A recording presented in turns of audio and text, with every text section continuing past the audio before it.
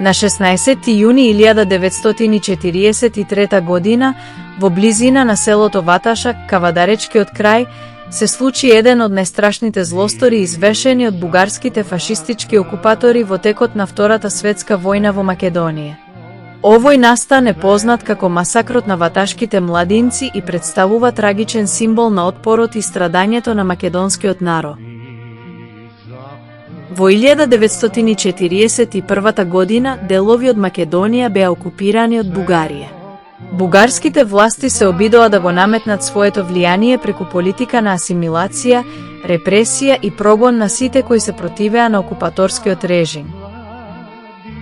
Во текот на летото 1943 година, бугарските окупаторски сили спроведуваа интензивни акции за гушење на народно-ослободителното движење, особено во регионот на Тиквеш, каде што имаше силен партизански отпор.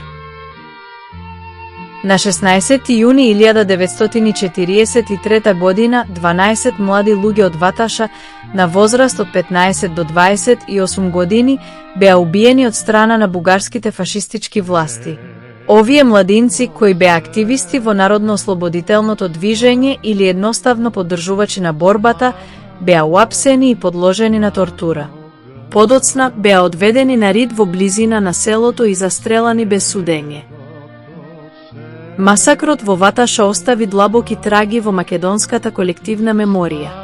Овој настан символизира не само бруталноста на окупаторскиот режим, туку и отпорот и жртвите кои македонскиот народ ги претрпе во борбата за своја слобода. Во чест на убиените младинци, секоја година се одржуваат комеморативни настани, а во Ваташа е изграден споменик кој ги чува спомените на овие храбри млади души.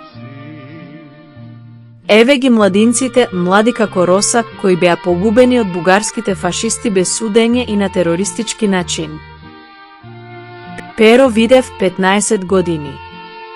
Ристо Ѓондев 17 годишен. Панде Мешков 17 години.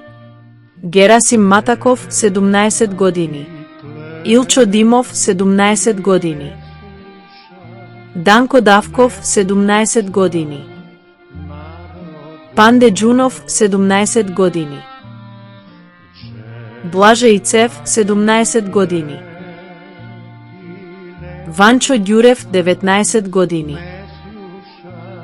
Диме Чекоров 20 години. Ферчо Попѓорѓиев 25 години. Васо Хаџиорданов 27 години.